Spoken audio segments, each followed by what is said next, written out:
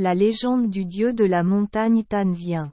Il était une fois un bûcheron qui, chaque matin, emportait un marteau dans la forêt pour couper du bois.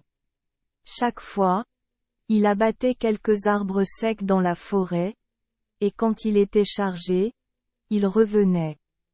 Mais cette fois, il avait l'intention d'abattre un autre arbre feuillu pour le rapporter pour soutenir la hutte au toit de chaume. Il a donc dû s'enfoncer profondément dans la forêt. En marchant, il entendit soudain un enfant pleurer.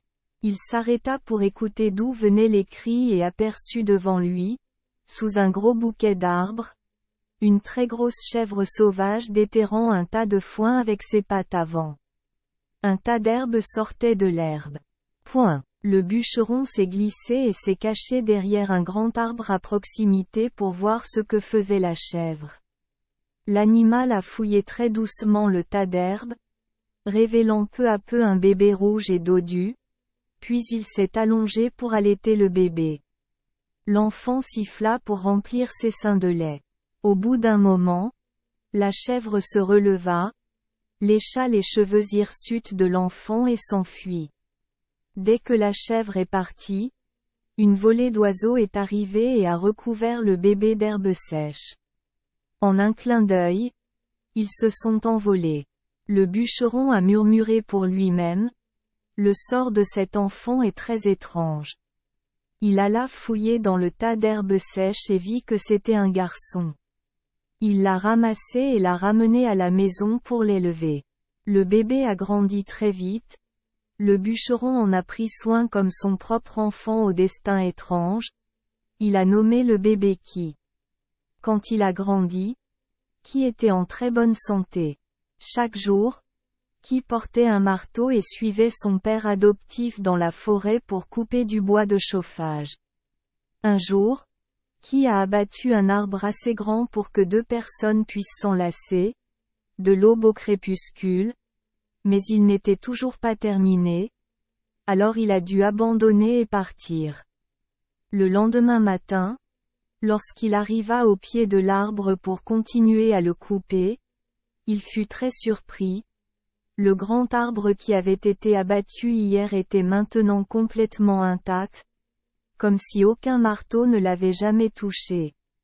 Voyant cela, Ki ne se découragea pas. Il donna de forts coups de marteau sur le tronc d'arbre qu'il avait coupé la veille.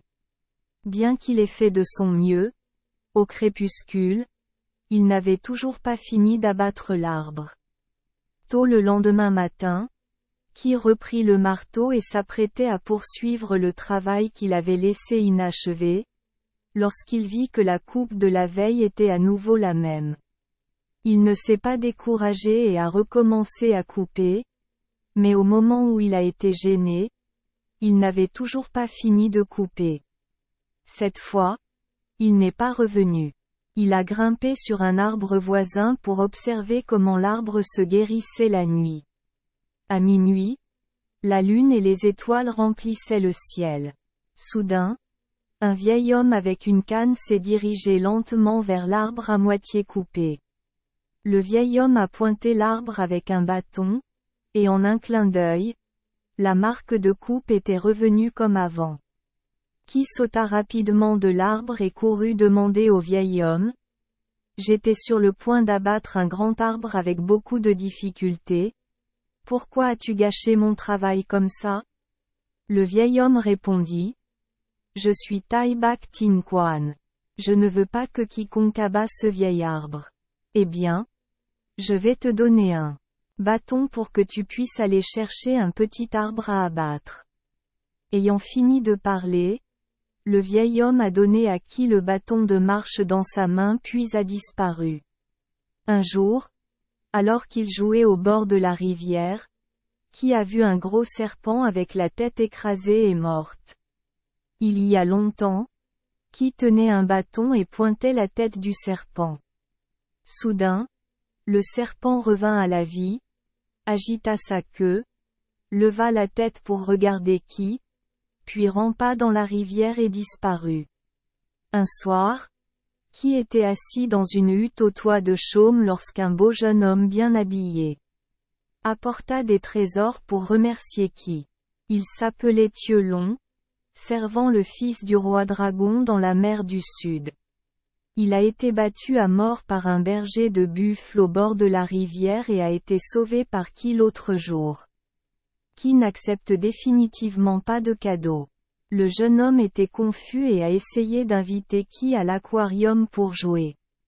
Il a donné à qui un tube de rhinocéros pour détourner l'eau. Lorsque qui est venu lui rendre visite, le roi dragon était très heureux et a organisé un grand banquet pour lui. À son retour, le roi dragon lui envoya toutes sortes de choses étranges sous la mer, mais qui refusa catégoriquement de les accepter. Ensuite, le roi dragon sortit un livre du coffre et lui dit : « Tu as sauvé la vie de mon fils, je ne sais pas quoi donner en retour.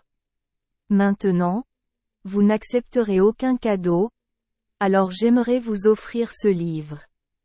Grâce à ce livre, il obtiendra tout ce qu'il souhaite. Il reçoit le livre de vœux et retourne sur terre. Dès lors, il prie pour voir et avoir la magie pour se transformer en un dieu qui sauve l'humanité. Le dieu passa par l'embouchure du lac Zanfo, suivit la grande rivière qui coulait en amont, à la recherche d'un endroit élevé avec un paysage magnifique pour s'installer. En arrivant à un endroit, voyant une montagne imposante de 3 étages, ronde comme un dais, la divinité ouvrit un chemin à travers des grottes et des ruisseaux jusqu'au sommet de la montagne et la transforma en château pour y vivre. Une fois installé, je descendais souvent la montagne pour voir les magnifiques paysages et j'utilisais de nombreux sorts pour sauver les gens. La montagne sur laquelle vit le dieu est la montagne Tanvien. C'est pourquoi les gens l'appellent le dieu Tanvien ou son Tin. Merci les enfants des Esperluette Croisillon 39. Avoir écouté des contes de fées au jour Esperluette Croisillon 39. 8. Espérons que les histoires apporteront aux enfants des moments heureux et significatifs. Si vous aimez notre chaîne, veuillez appuyer sur le bouton S Esperluette Croisillon 39. Abonner, pour ne manquer aucune histoire intéressante.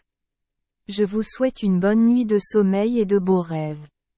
Rendez-vous dans la prochaine histoire.